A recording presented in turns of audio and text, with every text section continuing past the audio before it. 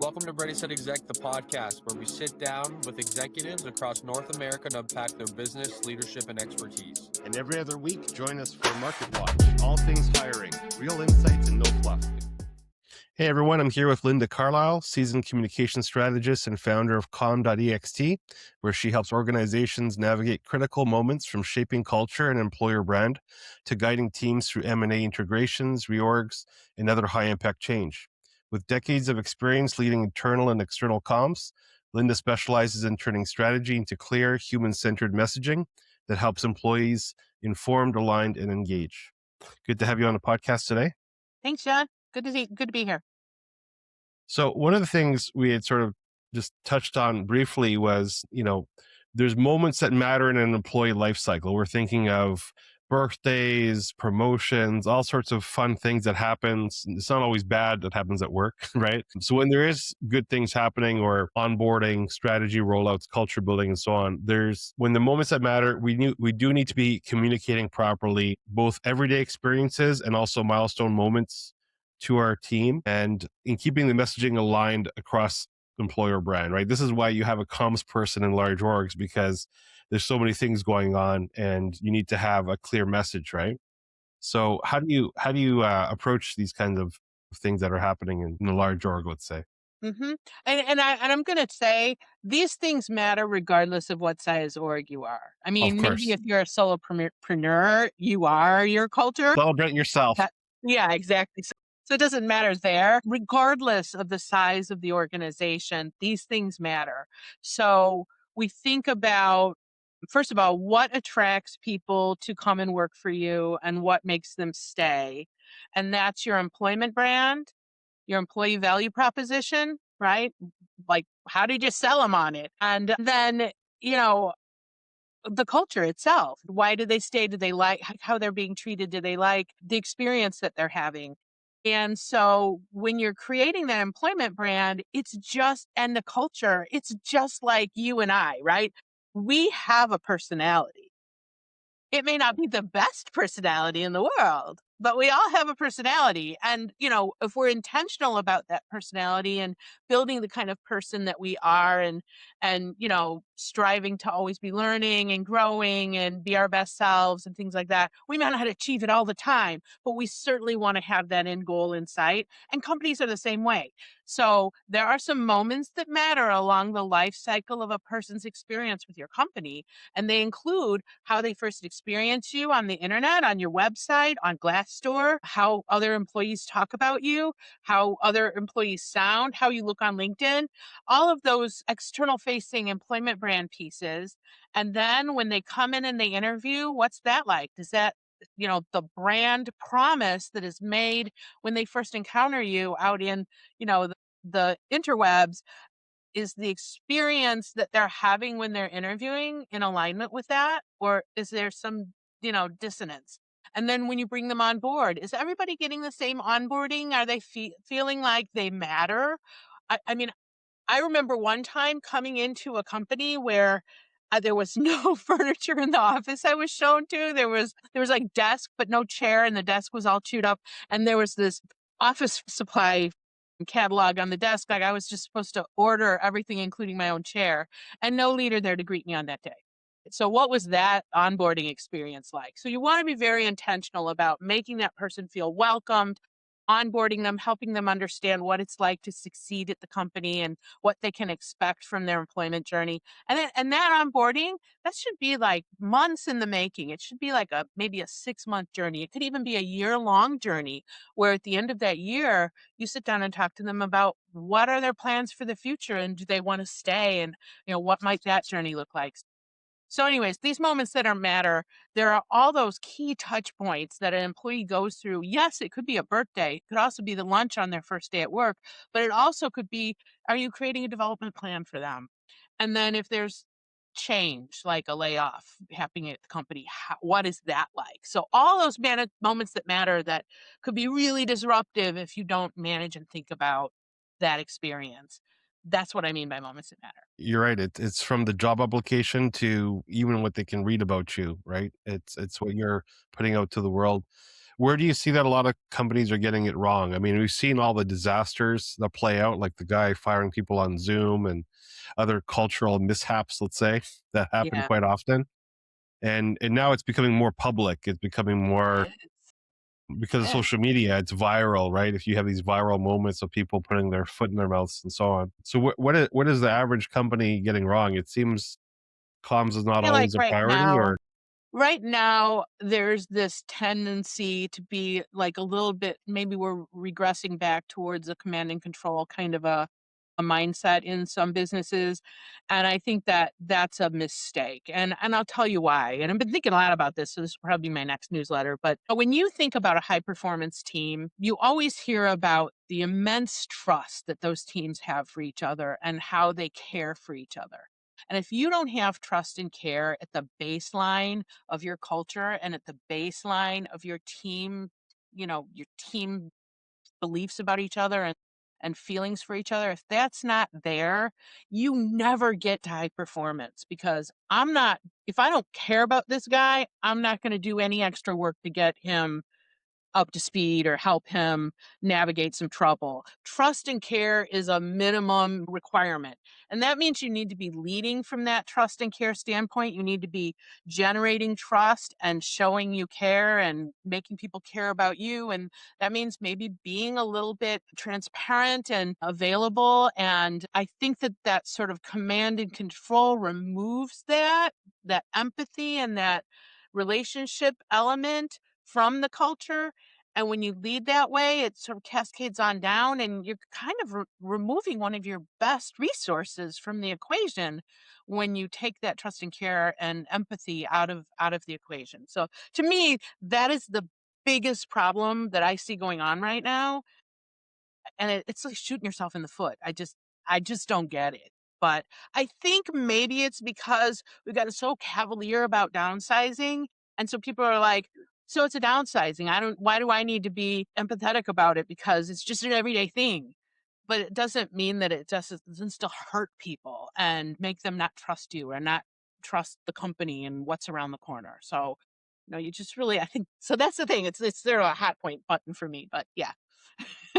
well, it's also a differentiator when everybody's being ruthless and doing layoffs left and right. If you're the one, doing a little more, as you Yeah. said, trust and care with that process, You're going to be the you're not employer going to of end up in the choice. news, Yeah, you're going to be the right? employer of choice. These things are cyclical. I think that right now there might be. I don't know. I'd love to hear your thought on this because I mean, in the role you're in, you might have an answer for me here, but I think that perhaps because of AI, there's this thinking that we may never be again in a war for talent, but I think that's very short-sighted, right? So first of all, like maybe in the next 2 years we won't have another war for talent, but eventually everybody's going to catch up on the AI thing, and then it's going to be AI plus that gets you, and that plus is people. So is there a moment in time or a period in time where AI kind of maybe pushes you ahead and you don't have to rely as much on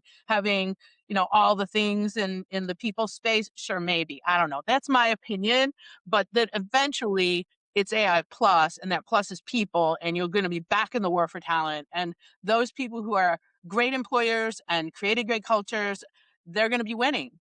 That's my point of view. So I'd love to hear, especially with I the AI. think, yeah, I mean, my view on that is that high performing people, top performers, are always going to be in demand. Their skill sets and the specialization will change. So maybe you'll have to be an AI specialist in addition to being a marketing professional, or in addition to be a CFO, you also need to know how to use AI and so on, right? Like it's add on. It's just another thing. Tool. Yeah.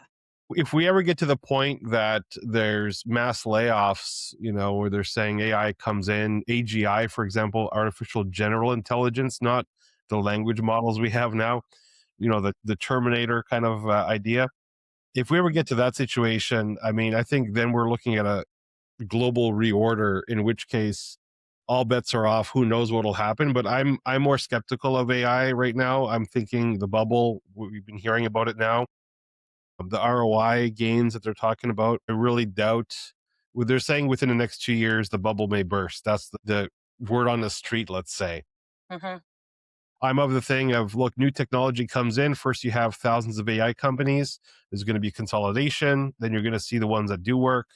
That's going to be the new standard, and everyone's going to have to learn it to be able to proceed with their careers, right? You're going to have to know certain systems going forward. So So I think just you're seeing is it is a people plus equation as well, and that AI is a tool that people have to master, for just like now, we yeah, all like had a to. language model will be a tool. AGI will be a game changer. We don't have AGI yet, so I can't speak to what the potential is with that. I mean, I have nightmare scenarios, right, Yeah, I do too. with AGI. But I think, look, if people have no work and nothing to do, that's going to be a whole other problem. We won't need to worry about our jobs then when society collapses, right? So Yeah, let's the focus phrase "let on them eat what we cake." can control. The phrase "let them eat cake" comes to mind for me because at some point, if the Terminator has put every single employee out of work, who's going to be spending what on the goods that are produced? So, I think that smarter minds than mine have got to get their heads together on this issue because, that's the end game there. And Yeah. so, Well, they'll have to do it, or the mob will decide for them, yeah, because you'll have all these exactly. mob of unemployed people very upset. So Yeah, we'll yeah. see what happens. But I think for now, yeah, right now it's a bit of a downturn. There's layoffs, there's efficiencies, workflow. Everyone's trying to bring in AI to their workflow. There's a lot of layoffs going to happen and continue into 2026 for sure. But I think the differentiation is companies that are leading with empathy. And we've had quite a few of the podcasts we've run lately has been on, one was with Bruno Cignaccio talking about leading with compassionate leadership. I had Praveen on with leadership, where we talked about leading with empathy, right? So I think leaders are starting Yep. to get it, that empathy in the workplace is important. Comms is definitely a big part of that strategy, like how you communicate that empathy to people. I'm And an that's amplifier. I exactly. think I can be, and you and I touched on this at one point when we were talking too. It's that I can be a coach, but I'm not a coach. My job is to help frame messaging that has the direct desired impact in the moment, but also has this sort of lasting impact, this story arc, so that it meets where you want to go in the future. Messaging can be like a little bit of an onion. So, that's great if everything's planned and in accordance with what you've said before and what you plan to say in the future and where you plan to go. And you're building and you're building. And then if you just sort of shoot from the hip one day, you could blow the whole thing up that you've spent all this time building all this trust, right? My job is to help create that story arc, help you build it over time, and also be an advisor and coach on how to deliver that message if that kind of coaching is necessary. Most of the time it's not, but sometimes even just like say you've got 20 leaders that are going to deliver a message that's not great news. You want them all to be very aligned. So that's a coaching exercise as well. So anyways, that's my job, is to help amplify the message, but also to kind of, put some safety guardrails on there. Yeah, I mean, we did discuss sort of, communications as a culture building strategy, right? That you have to design your culture, not just assume it. And Yeah. so what are some things that you work with like a senior leader to do? I mean, obviously have alignment with messaging. You have your internal messaging and your external comms, right? Yeah. How does that all work? So when it comes to culture, I want the leadership team to kind of have a sense of what do we have in our culture that we like today. And when I think about culture, yes, it's mission, vision, values. I'm a big proponent of purpose as well, because I feel like another thing going on in our culture writ large is, the culture of grievance and the massive disengagement epidemic we have in America. I feel like purpose is an antidote to that. If companies could like get real about it, it's not ESG. Oh, look, shareholder value, we're going to greenwash everything. It's like if you can find a purpose, and that purpose cannot be increase shareholder value because the employee is like, what have you done for me lately? Right. But more something that inspires. If you can do something purpose driven that is aligned to your brand, that can be a purpose element or a culture element that's really powerful. So mission, vision, value, purpose. But most of all, it's what are the behaviors that we want to espouse within our organization. And I already mentioned the trust and care component, and that leads to things like collaboration and how are you creating within your organization, as you think about how we get work done, and then also how do we prepare for the future. There are behaviors that make how we get work done and how we prepare for the future possible. So if you are relying on innovation, for example, in order to meet the future, to get innovation, you have to create a safe environment where people can take risks, right? If I feel like I'm going to get nailed if I make a mistake, I'm not going to take any risks. And then my innovation goes down because I'm just not going to take the risk necessary to innovate. And innovation slows way down. Whereas if you're rewarding people for taking risks and trying new things and learning fast and managing their experiments so that the failure doesn't take the whole system down. If you have built an environment that's like that, those are behaviors, right? So you want to work with leadership and say, what are the behaviors that we have today? What are the behaviors that we need in the future to get where we're going to go? And then start to do this sort of marketing. It's marketing of those behaviors so that you're rewarding the people who are getting it right. You're helping inform people what it looks like, through modeling, but also through messaging. And you're sort of slowly doing this campaign to build the cultural behaviors and the culture muscles that you need to get where you're going to go. And that can be true within your own company. It can also be true in a merger and acquisition. You have an opportunity to look at two different cultures and say, what are the strengths in those organizations? And what do we want to lose? And what do we want to add in to the new recipe to make where we're going to go together really powerful and supercharged? And so that's very intentional work. And it's marketing those behaviors and then rewarding them. So anyways, I think, that's really what I mean by culture. And I also want to give a plug for listening.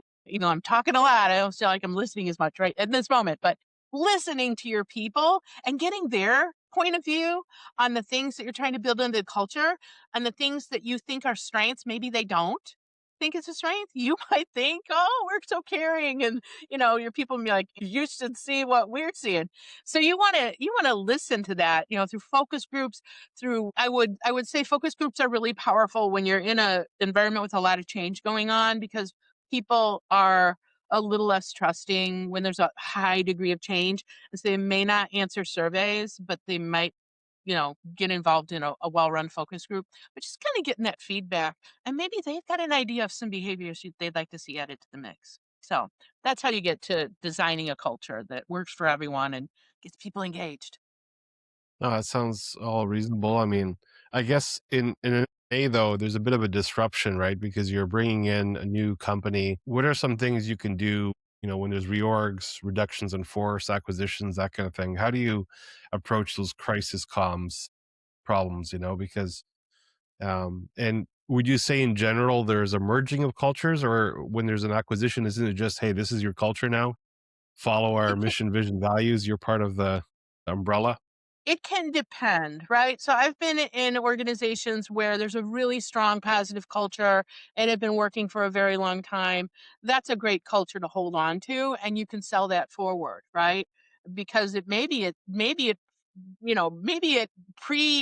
arrives before you do, because people are like, oh, who is this company? And they look you up and they're like, okay, people say really good things. I'm excited, right?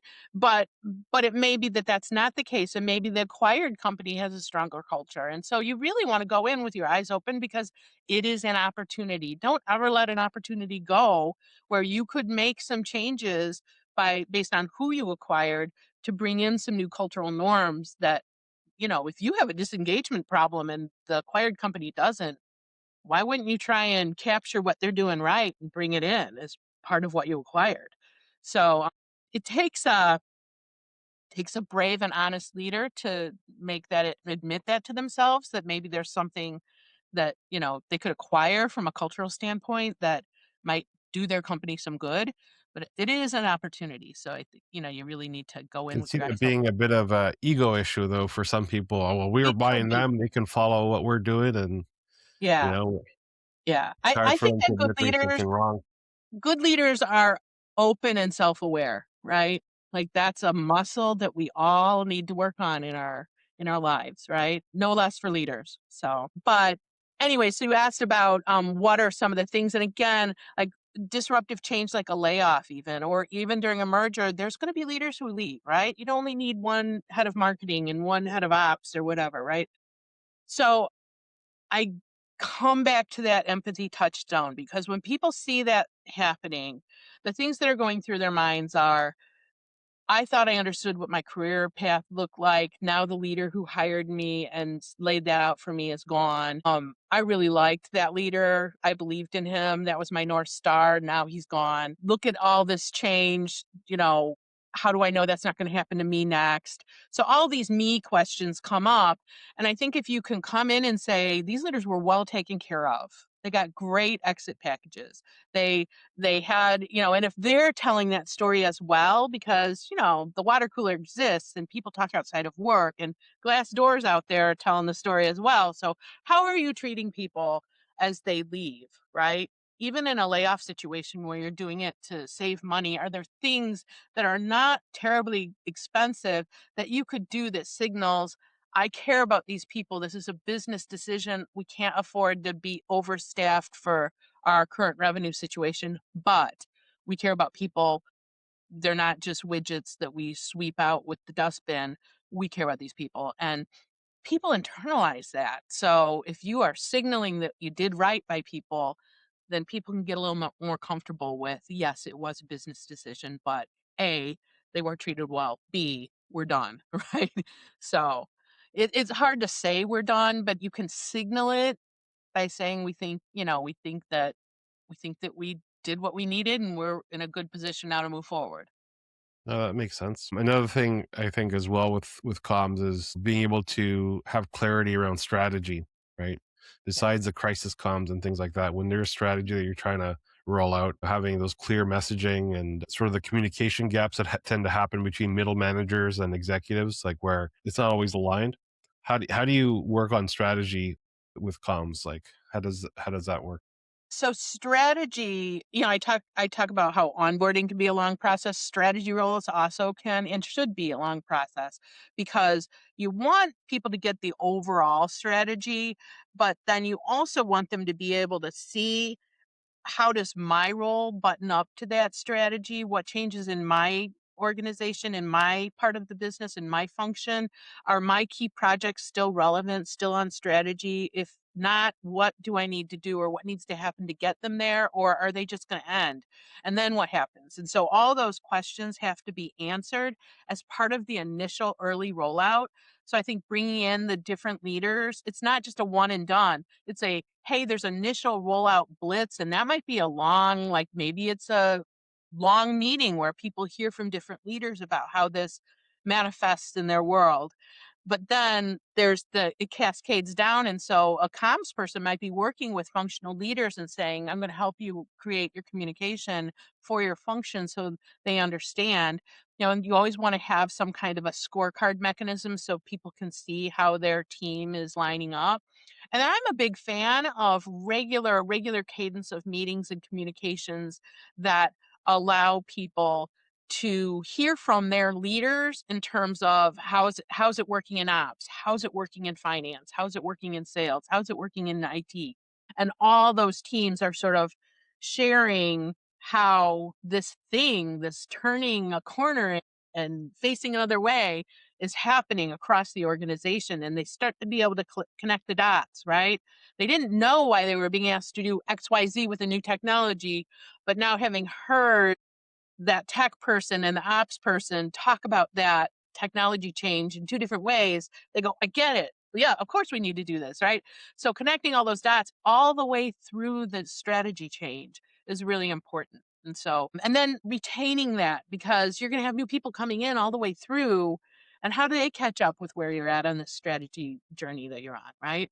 So, No, I think one thing for sure, there's always been, just seeing my experience with big orgs where there's a good rollout initially for strategy, but then after the rollout, there's no follow up, there's no follow through, there's no ongoing comms and ongoing training, ongoing, like basically just executing the strategy that they rolled out with such That one and fervor for the done, like, quarter. okay, that was a great Yeah, meeting.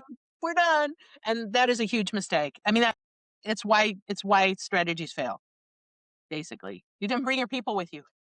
yeah, you didn't have people feel that, being able, as you said, connecting the dots between their contributions at their level with the overall strategy, knowing that their piece of the puzzle that they're contributing, what they're doing matters, right? Yeah. And then also just having continuous comms about how the progress on this new strategy is working to everyone else in the org, right? Not just the high ups with their dashboards, their Power Yeah. BI, and they can know what's going on, but everyone else is like, well, is this even working? I don't know. They told us to do this now. You I think remember about seeing it. a lot of that with the large companies where strategy would change like every couple of weeks, every quarter. It was just Yeah. there was no follow up. It was just initial. This is what we're doing this quarter, and then Flavor of the week. okay, Yeah. it was a flavor of the week strategy, and people just didn't buy in anymore. They got turned off because there wasn't the follow up on it. There wasn't the rewards, let's say, associated with it, Mhm. and then also just it's kind of schizophrenic almost, as changing strategies so often that it didn't seem like there was even time for these things to be fruitful, right? Yeah. So I think Yeah. it's I I it's I like, think that's why I mean, obviously I'm in support of, but over time you get this perspective, right? I'm a big fan of there being an enterprise strategy to which all the other functional strategies can line up, because that is what keeps that dissonance across functions from happening. Because, you know, yes, you can have an IT strategy that's different from your app strategy, but are they going to synchronize to get the business where it needs to go? So I'm a big fan of that ops strategy. But I think that the other thing that leaders I think sometimes lose sight of is that it takes a long time to create that kind of synchronized, integrated enterprise strategy. And they're swimming in that soup for what, 6 months a year, maybe more, but at least 6 months a year. And that the leaders are in it and they're talking about it every day and they're fighting through all the fights and all the, friction points, and then they bake the strategy and then it's rolled out. And I think that's what is so tempting for them to go, okay, because they've been in it for a year. They're not realizing that this is the first time some of the people on their team are hearing it. Maybe the people in HR have heard the HR piece, and maybe the people in IT have heard the IT piece, but it's the first time they're hearing the whole kit and caboodle. There's all this adjusting that has to happen once that's happened. And so I think we have this in America that's very short attention span issues, right? And so I think there's this tendency after having been in it a year and then you launch it that it's done, and it's not. It's just starting. And so that's, as a comms person, why I'm sort of like, no, you know what, you might be sick to death of this topic, but your people, they're just kind of getting on board. So you need this longer communication plan and cadence that helps move them along the path. well, I mean, besides strategy and culture building, it's also like a big part of risk mitigation, right? Like Yeah. being able to reduce the risk for all sorts of things happening in the company, from Right. attrition to, turnover, any kind of brand and culture issues and things like that, or just high value talent leaving the company because they're like, oh, I don't like the vibes here. It's Yep. all about the vibes now going into It 20. is. So how do you, I mean, obviously there's clarity, there's ongoing communications plan and so on, but what are you doing in terms of like actively thinking about risk mitigation? What kind of steps can you take from Yeah. a common perspective? So I think paying attention. So the numbers don't lie. So if you are having a turnover situation, you want to kind of get to the bottom of what's going on in this turnover. It might be in a function or it might be enterprise wide. But if you're starting to have some attrition going on, that's a signal and you need to listen to it. And then when I say listen to it, I mean listen. Right? I mean, okay, recognize the data, listen to the data, but then also go listen to the people, find out what is going on, right? Get on Glassdoor, do some exit interviews, try and get to the bottom of what is causing the attrition, right? If you're seeing friction between functions, between certain leaders, between certain departments, that friction should tell you something. And instead of just going, oh, I like Susie, so I'm on Susie's side here. No, like find out what is going on that is causing friction. within your organization, because that, again, I mean, not only does it create turnover, and that, I mean, that's an expensive loss. When you have regrettable turnover, it's huge. It's not only, hey, I've lost my productivity, but just the cost of hiring and bringing someone up to speed and all the months that you're without that resource. It's just, it's a expensive process. So let's not have it. Let's try and figure out what's going on that could turn it around and make things better. And again, so I'm a big fan of, like, how can we listen better and how can we understand where our people are coming from and where's the discord, what's the root cause, and let's try and make it better. And it's not about kumbaya. There are business costs associated with these things, right? So when I say empathy and I say, listen, I'm not just being, Linda the granola eater. I am, really saying there's a cost to not doing these things in business, and it keeps you from world dominance, right? You will not achieve your numbers, you will not achieve your goals if you are not, you know, learning how to lead people. And that means listening to them, and it means treating them like people, and that means acknowledging their feelings and their concerns. And, you know, disengagement happens when you don't do these things. And disengagement costs us productivity in the millions, billions every year. Well, it's one thing too where it's not a cost that's like a line item, right? Exactly. You have to kind of track and then understand your onboarding costs, your time to hire. Mhm. We actually put together a costing calculator for this to be able to show like attrition costs you, right? And so average companies now are between 65 to 70% retention of their employees, Mhm. even increasing that 5% where you retain another 5% of your people every year. These costs are huge. Like the onboarding cost, they say every time you hire someone, it basically costs double what their salary was because you have the ramp up period, the onboarding, the lack of productivity, the time to hire and find, and also the loss of potential revenue while that seat is unfilled. So if it's a sales role or revenue producing role, you could have that seat basically, 6 months unfilled, and then 6 months of them ramping up. Learning. You have lost a year of Yeah. potential revenue, or at least close to it, anyways. Yep. And those relationships, by the way, in a sales capacity, those relationships, you're at risk of those relationships going with that person, right? It's likely they're going to stay in industry. And so that's another potential risk, right? So I'm curious, from what you do and where you sit, the people you interact with, I'm sure when you're dealing with HR people, they probably get both the, more human element cost piece that I'm talking about, and they're also getting the financial cost piece that you're talking about. I'm wondering, when you talk to leaders that are not from the HR discipline, do they get that, or is that something that is No, they don't get it. All they see is, oh, you're going to charge me this much to hire an executive, and they try to get that cost down. They see what's in front of them. They see what is this quarter costs. That's what Mhm. they see, unfortunately. Right. Yeah. And so then you have to build value in terms of what we're offering, like I think one of the big things for us is when we say, listen, we're at 95% retention for 1 year of all of our placements since the company started. We outperform internal teams, you know, at 20% difference. Let's say you're at 75 or 70% and we're at 95. I mean, that you save money by using us, right? Yep.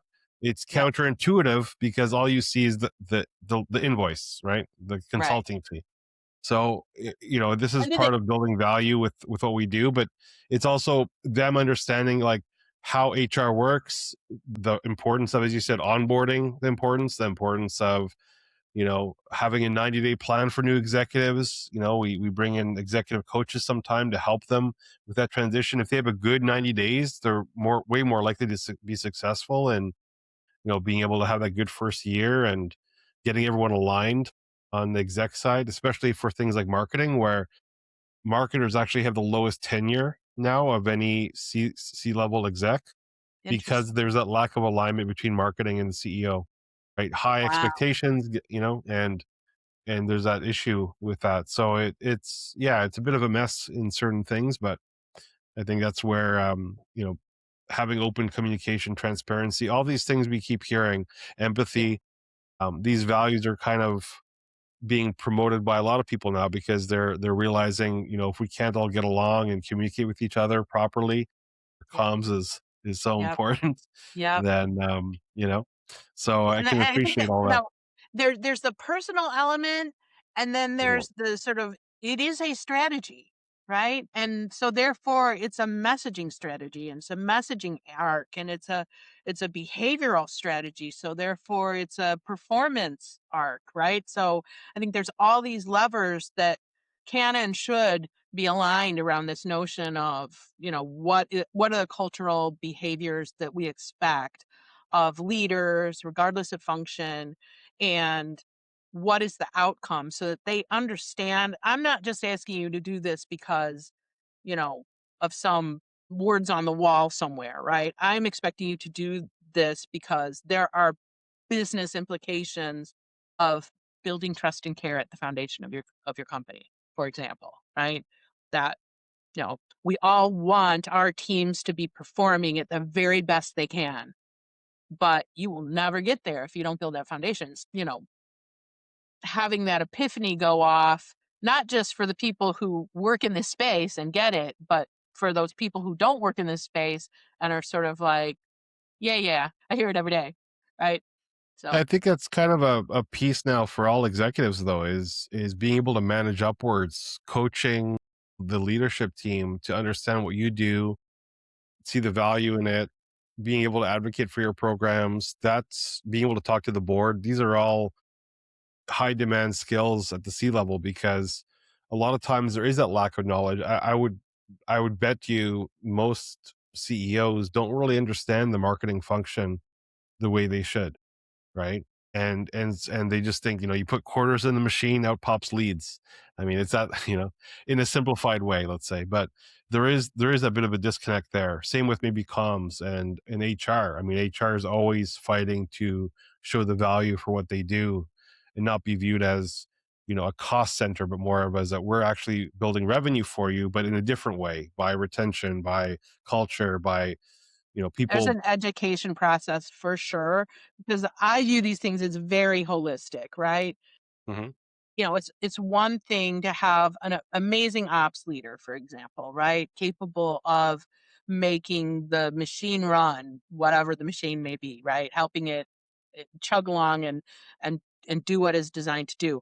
But if you have within the organization distrust, uh, unwillingness to share information, used to always be that knowledge empowers was one of the values you'd see on a wall, but like that can be interpreted as knowledge empowers, therefore I have knowledge and I'm going to retain it to myself. Right? So I am powerful because, right, or knowledge is power, I think was the phrase that used to be on walls.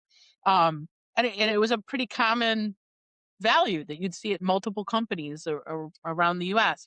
And I think, that has to be coupled with a trust and care element that makes me care enough about that person to share what I know with them so that they can be successful as well. And that if you aren't building that culture element right alongside having a great ops leader, you talk about the difference between, a 70% performance and a 95% performance. Well, that's what high performance teams do, right? They take it from, you know what is my output if I'm only meh so much engaged, versus what is my output if I'm 100% engaged or more. I'm willing to put that 20% discretionary effort in. I stay late because I care about my work, right? Just a whole different world of output throughput success that comes from building a team that cares at that level. And it's Yeah, I mean, I doesn't think there exist that much definitely has been today. an engagement problem though, right? I think in corporate, right? Like I've definitely seen that sort of lack of engagement, that sort of just everyone's kind of worried about their jobs, but they're also not really motivated for their jobs at the same time. It's kind of a sad place to be when you don't like where you're at, but you also are worried about losing your job because there's got bills to pay and people obviously have to pay their bills. So how do you get around that apathy that we're seeing now? It's kind of I don't know. I'm just getting that vibe from It's an talking to epidemic. I people. mean, the data says that it's like, let's call it 70% of the American workforce is disengaged. Only 30% is engaged in some way. And some of that 70% is actively disengaged, which means they're going around spreading their unhappiness with other people and sort of going, I hate this place, right? And so that is contagious. And then another thing is this notion of grievance, like having a bad enough feeling about something that you're willing to go out and act upon it. And that data came from last year's. I can't wait to see this year's going to be coming up soon. Edelman Trust Barometer, right? So it's published here in Chicago. So I come and I go ahead and see it every year just to see what's going on with that. And last year they said that 50% of the Gen Z population had a grievance that was severe enough that they were willing to act upon it, and 40% of the whole population, Hmm. right? So grievances are horrible, right? So in the dialogues around how you mitigate it, that's where that notion of purpose and community engagement and just, sort of getting people out there, getting them doing something good together, getting them to get to know each other as people outside of the workplace, right? That's why uh, all these pieces, they fit together, and it may seem like it's just oh so much happy talk, but like you get people out building a building together or something, or cleaning up a beach, and they're also talking to each other, and maybe they're laughing a little bit, and they come back to the office, they've got a whole different energy, they got a whole different sense of who the company is, and why the company exists, and how the company thinks about them, about the community, about the world we live in. And it it sort of pecks away at that apathy, right? And that's how you mitigate not caring, is by demonstrating caring in this kind of uber way that also creates better relationships, right? So these things have the ability to be a positive reinforcing cycle, right? It doesn't have to be we're tumbling downward all the time. And it's just, I feel like it's been left to do that. And I feel like maybe it's people did things like include people in their messaging for the wrong reason, thinking that they were just checking a box with the word inclusion in it or something like that. But I think all of these things around how you treat people and how you inform them and how you share what you're thinking and how you share what you care about and that you care about them, all these things, it's more than just words. It affects our being. And if it affects my being and it affects your being and we work together every day, we're going to be better together. Yeah. Right. And No, so I it's mean, it would be epidemic interesting to know humanistic. the lost productivity we're having because of sort of this grievance culture Yeah. that's happening, and the you know, lack of engagement and so on. Right? It's tough. I know definitely there's a lot of people that want to change jobs right now, but are unable to because they're like, well, I don't have other options, or the economy's down, or they're worried about their own job, so they're sticking around. We heard about it as job hugging, right? That's the new term for I it. love Was that. quiet during COVID. It was quiet quitting, right? Everyone was quitting quietly without saying stuff, but they really hated where they were at. Now it's job hugging, where people are holding on dear tight to their job because they're like, I don't, I worry about being able to So do find another job one. huggers perform better? I'm curious about I this. don't think so. I would say Okay. they're just dialing it in. Okay. Think about So it. If the you hate hugging where has you're nothing to at, do with love. So it's entirely. the thing is, and this is just a psychological thing, is if you think you're like, I hate being here, but oh, I got to keep this job, you're going to work hard, but your heart's not in it. And so I Yeah. believe Yeah. you get the best performance from someone when they not only want to be there, their heart's in the work, they're passionate about the work, then you're going to get the best work out of them, right? So without that heart behind what they're doing, they're just dialing it in. Maybe they're showing up and they're doing what they have to do because they're afraid of losing their job, so they're going to hit their targets. But I'm sure you're losing something, and Yeah. I don't believe it So, to be true. I just know it is. so the That's things my that come to saying there. mind out of what There you you go. just said, like when I think about like what you just said, and we were talking about earlier, the onboarding cycle and when it ends and what does that look like? And I tend to think like onboarding it can really be a year-long cycle. And you come to the end of that first year. And one of the things that I think is part of what most people expect from, the employee value proposition is some kind of development, right? And so if you develop me based on what you want purely, right? So Linda should go from a grade 1A to a grade 1AA and then whatever. And it should have these additional skills. And maybe that's what I want, right? But maybe I come into this company and I go, wow, I'm super curious about what Susie over there does, right? And so at the end of the year, you talk to me and you go, hey, how's your year been? Tell me about, what have you liked and what could we have done better? And, what are you curious about? What would you like to learn? Is there anything like I'd like to talk to you about your path? And do you have any thoughts about that beyond being 1AA? And kind of get that feedback, because if you can develop somebody in a way that gets their gears turning and gets them excited, I mean, I've had some of the most amazing experiences in my career. And I remember once talking to a leader and telling him, it was during a review, and he was telling me great news about my money situation there. And I said, what really motivates me is experiences. I'm really turned on by new experiences. I like to have new learning and be trying new things all the time and get to do cool things. And he said, you're going to have to learn in this world to be a person who gets excited about money when you hear that you're getting money. And I feel like that was such an opportunity lost for him, right? Because I'm giving him a nugget. I'm giving him a nugget that might have even replaced money for me. Right. And what a loss. So, I just think there are all kinds of ways to engage people. And if they're excited about what they do, well, that's where you get that performance. It's off the charts. That counts Yeah, for I mean, it's when everything's a nail and you're a hammer. I mean, that's you just think there's only one way to solve the problem, right? So I think wages are the only thing.